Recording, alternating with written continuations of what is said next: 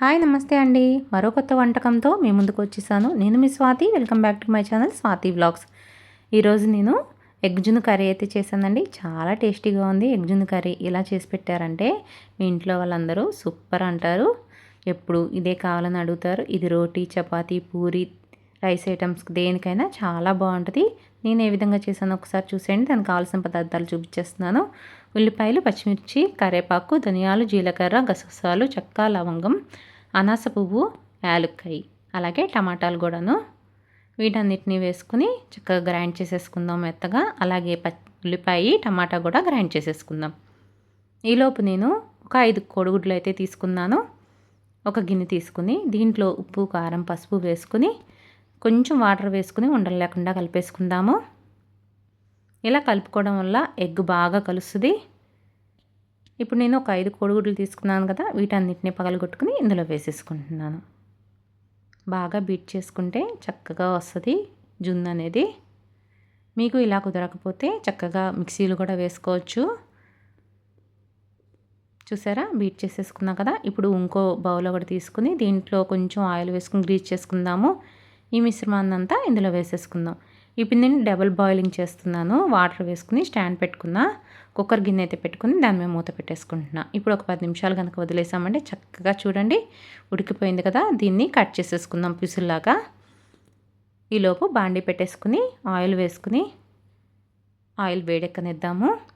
ఇప్పుడు నేను గ్రైండ్ చేసుకుని పెట్టుకున్న ఉల్లిపాయ, టమాటా 2 కలిపిన మిశ్రమాన్ని ఇందులో వేసేసుకుంటున్నానండి. దీంట్లోనే గరం మసాలా కూడా వేసేసుకుందాము. దీంట్లో కరివేపాకు, పచ్చిమిర్చి కూడా వేసేసుకుందాం. అన్ని మసాలాలు మొత్తం వేయించుకుందాము. మొత్తం కలిపేసుకుని వేయించుకుందాం. మసాలా ఎంత వేగితే అంత టేస్ట్గా ఉంటుందండి కూర అయితే. కూరకి మసాలాతోనే టేస్ట్ బాగుంటుంది. ఇప్పుడు నేను పసుపు, కారం, ఉప్పు అయితే వేసుకుంటున్నా. చూసి వేసుకోండి, ఎందుకంటే మనం ముందు జున్నులో వేసుకున్నాం కదా ఉప్పు, కారం, పసుపు. దానికి తగ్గట్టు మీరు వేసుకోండి. మీరు కారం ఎంత అయితే తినగలరో అంత అయితే కారం వేసుకోండి. నేనైతే ఒక 2 స్పూన్లు అయితే వేసుకున్నాను. కానీ కొంచెం ఈ కూరకి కారం ఉంటేనే టేస్ట్ చాలా బాగుంటుంది. ఇప్పుడు నేను దీన్నంతా వేయించుకుందాము. మూత పెట్టుకుంటా తీసుకుంటా వేయించుకుంటా ఉంటే మసాలా అనేది బాగా వేగుద్ది కదా. చూడండి అడుగు పడతా ఉంటుంది. దగ్గరుండి జాగ్రత్తగా కలుపుకుంటా వేయించుకుందాము. మీరు ఈ విధంగా పిల్లలకు ఒక్కసారి ట్రై చేయండి, చేసి పెట్టండి. ఎలా వచ్చిందో నాకు కామెంట్ రూపంలో తెలియజేయండి. చాలా బాగుందండి. అసలు నేను బాగోకపోతే పెట్టను. నేను తిని చూశాకే మీకైతే నేను ఈ కూర అనేది పెడుతున్నాను. నిజంగా అండి, అసలు కూర అయితే కొంచెం కూడా మిగలలేదు. చాలా టేస్టీగా ఉందని తిన్నారు ఇంట్లో వాళ్ళు.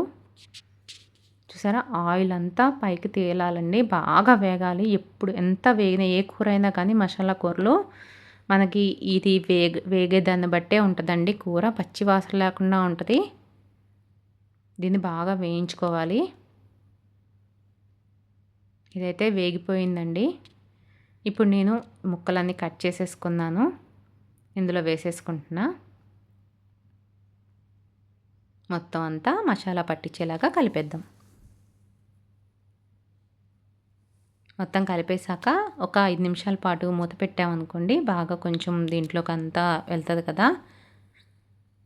ఎగ్లోకి మూత పెట్టుకుని ఉంచుకుందాం. ఒక 5 నిమిషాలు అలా వదిలేసామంటే చక్కగా కూర అంతా దగ్గరికి అవుద్ది. ఒకసారి తీసి చూద్దాము. నేను ఏం వేసాను అనుకోకండి. నేనైతే కొంచెం అడుగున కొంచెం ఎగ్గుతుంది, అది కొంచెం స్పూన్తో తీసి వేసాను. వేస్ట్ చేయడం ఎందుకని. మొత్తం ఒకసారి కలిపేసుకున్నాను. ఇప్పుడు నేను ఒక గ్లాస్ వాటర్ అయితే వేస్తున్నానండి. చూడండి, ఒక్కసారి కలిపేసుకుని మళ్ళీ ఒక 5 నిమిషాల పాటు మూత పెట్టుకున్నామంటే మనకి ఎగ్ జున్ను కర్రీ అయితే రెడీ అయిపోద్ది. ఉంటే కరివేపాకు, కొత్తిమీర వేసుకోవచ్చు. నా దగ్గర అయితే కొత్తిమీర లేదు, నేను వేయట్లేదు. అంతేనండి, దీనికి ఇంతకు మించి ఇంకేం వేయనవసరం లేదు. ఏ గరం మసాలా అయితే విడి పొడి మసాలా వేయనవసరం లేదు, ఎందుకంటే మొత్తం గ్రైండ్ చేసాం కాబట్టి.